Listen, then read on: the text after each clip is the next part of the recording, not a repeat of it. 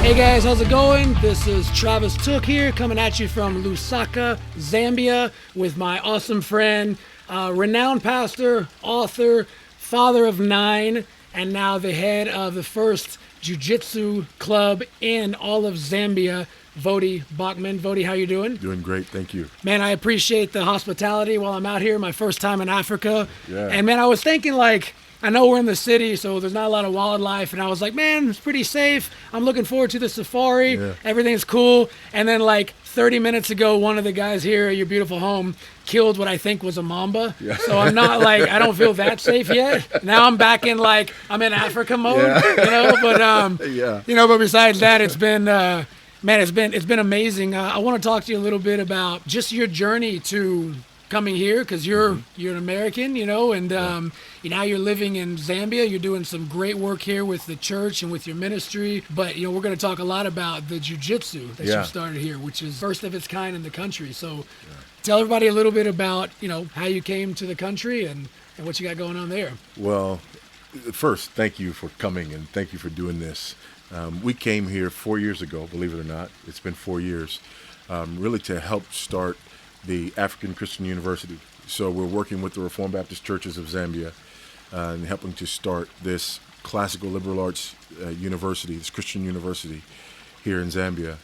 I had worked in academia some before, more on the adjunct level, but mostly just in the pastorate and itinerant ministry, but had started coming here back in 2006 and really just fell in love with the place. So as the opportunity presented itself, this was just the place that the Lord called us and the place that we felt like we needed to be. Yeah, well, that's one thing I've noticed too, is the energy of the people here. They're incredibly friendly, welcoming. Just the group of students that you have training at the academy, there's a level of gratitude that's almost uncommon among the people here. They're so appreciative of, and I don't mean just from the standpoint of we're learning jiu-jitsu from a black belt, but the genuine friendship and wanting to connect. And I think that makes this place very special. Was that? Is that some of the energy that you got when you came here as well? Zambia is a very welcoming place. Zambians are very warm and welcoming people. It's interesting, you walk down the street and people can have this stone face, and you almost think they're like New Yorkers. Yeah. Until you say hi. Right. And then the smile comes. But it's a really warm and welcoming place. So, first jiu-jitsu training facility in Zambia. Now, there are other martial arts schools, but what led you to want to start the first Brazilian Jiu-Jitsu school in the country? Well, 2012, I take my first class at Team Tooke. Yep. Was bitten by the bug, right? And then in 2014, I'm awarded my blue belt, and then we come here months later.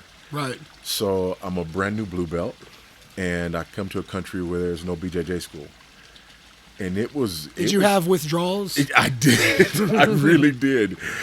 So, I go back to the U.S. probably once a quarter and do book tours, preaching tours, or whatever. So I would get back to Team Tooke when I could.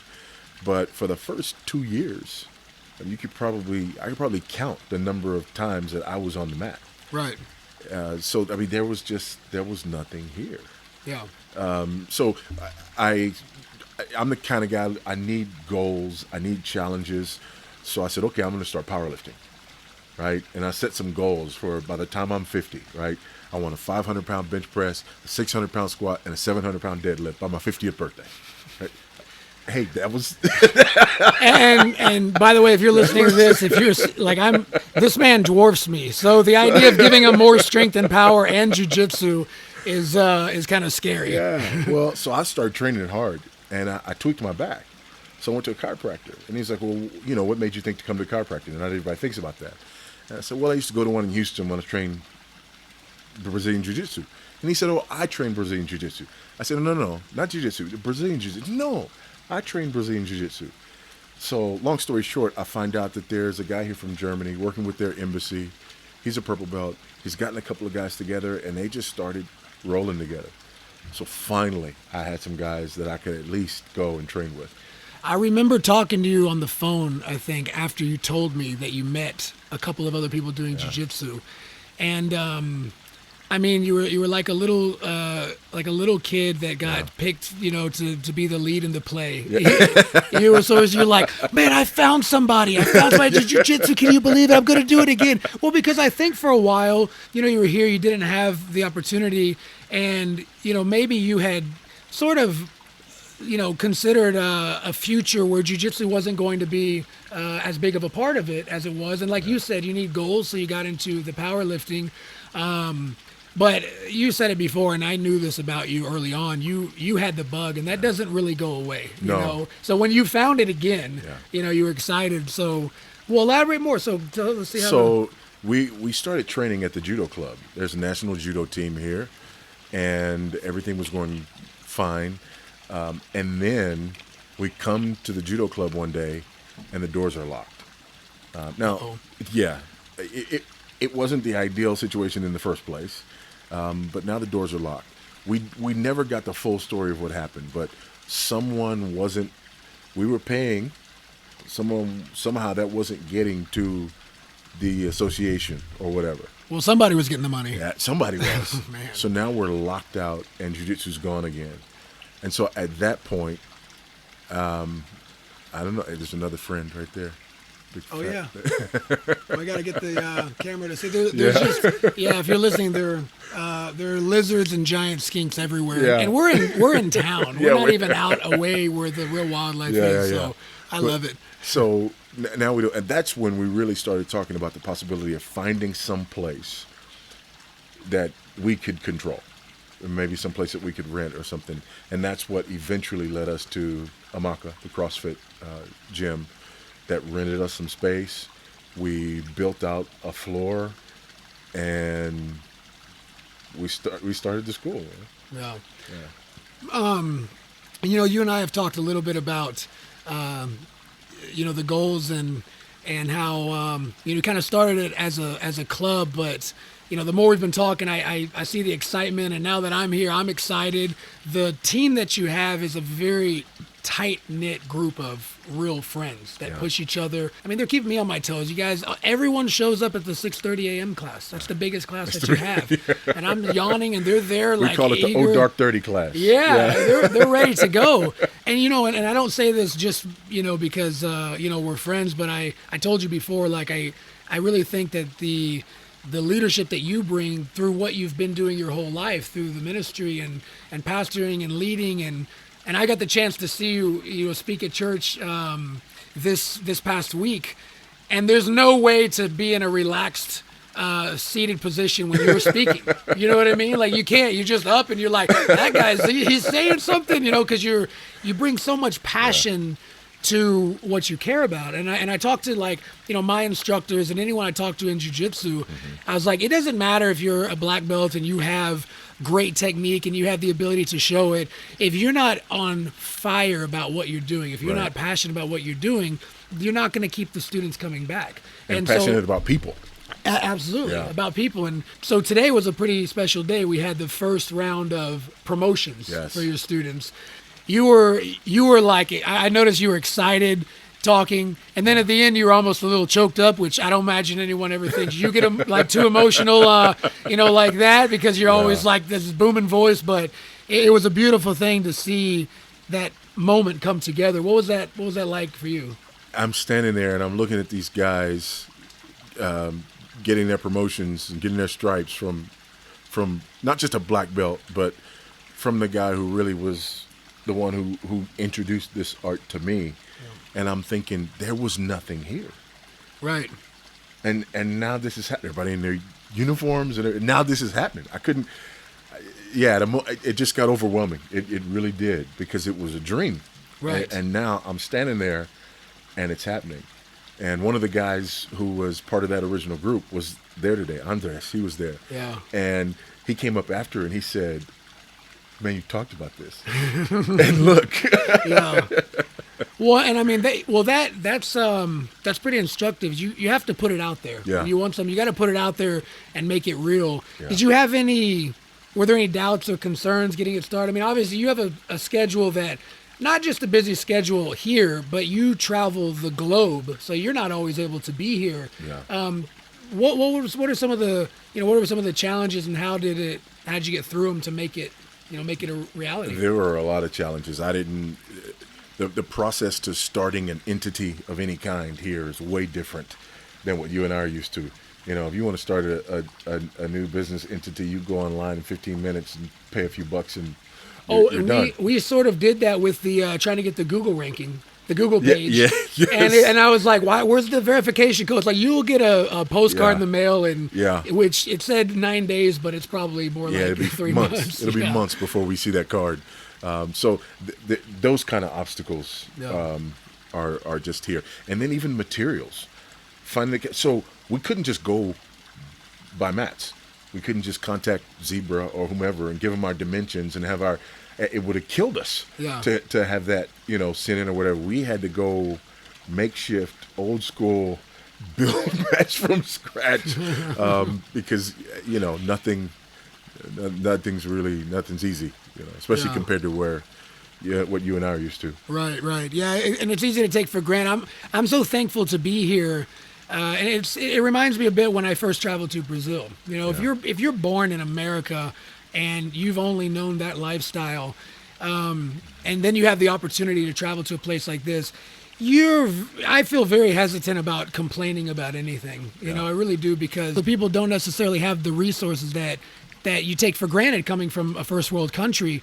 But what's, like I said, it surprised me was just the level of gratitude that people have when they do have something. Right. And I noticed that you mentioned the mats, you kind of have like sort of makeshift mats in the beginning to get it going. But every time that we got there in the morning, there's always somebody volunteering to clean the mats. Can I clean the mats? Can I get everything ready? That to me, indicates a strong team, not a student who shows up expecting just to receive, but being a part of something, being a teammate that says, I know. And you don't find it often. You don't always find that in white belts. So it's part of it is cultural, but it's so important for growing. For jiu-jitsu's sake, if you want to be the best student, you have to give 100% to your teammates. You've got to give them your best, which is not just, I don't mean sparring, you try your hardest. It might mean that you're at a higher level and you have to allow them to work so everybody wins. Right. And man, it's really cool to see. It's beautiful. Talk a little bit about, what do you foresee the future of your academy? Well, we're going to have to knock out some walls. Definitely. I was saying, like, this reminds me of my first academy at Dad's Garage. It's just little, it was great. So we've gone from there not being a school here, very few people knowing what Brazilian Jiu-Jitsu is, to now there's a couple of things happening. One, there's a group of people who have now been introduced, and they're coming and they're excited and bringing friends. But there's also people who are like I was. They had been exposed somewhere else, and there was nothing here, so they let it go. Well, now they're hearing that there's actually a school. So there's a buzz and there's an excitement. So I foresee us growing. I foresee us advancing. I foresee us setting a standard. And that's the other thing. There are a lot of businesses here, for example, that don't have a website. You talk about us, getting our website verified. There are a lot of businesses here that just don't have a website, especially one that functions. Especially somebody that's responsive when you sign up and they, get back with you. So the level of hygiene in our club, the way we take care of things in our club, the way we continue to grow and add and all these sorts of things, and the level of professionalism that we bring, those are things that are incredibly unique as well. And so we're giving people more than just jiu-jitsu. We're really impacting people on myriad levels, and it really sort of meshes well with the reason that we came here in the first place because that's a lot of what we're doing with the university as well. Right. As a father of 9, I would say you have at least a little bit of experience in raising children. And I've had the opportunity to spend time with your family, and I love every one of them. They're all great kids. They're very respectful and genuine, and they really give effort with everything they do. I see them doing their chores. I see them practicing their music and practicing their schoolwork. And then when they come to jiu-jitsu, standing at attention. And so somebody who, obviously in the ministry, you work with families for, decades, and, a father of 9, what impact would you say that jiu-jitsu at the right type of academy has on a child's future? Wow. We've talked about a lot of this stuff, but I think not just discipline in general, but I think the idea of just appropriate strength under control, the idea of the discipline that thinks about another person and puts another person first and takes care of another person, the discipline that makes you a part of something bigger than yourself, the humility that comes when you recognize that there's something you don't know and there's somebody there teaching you, and you have to have a certain level of discipline in order for you to learn that, right? Yep. The immediate feedback. So many times when children, they sit down and they want to do math. Why do I need this? Why is it what's the relevance of this? That was me. You get on the mats and teach something and demonstrate it, and they see it work and they do it, and all of a sudden they go, okay, I get why I need to do this. That's transferable.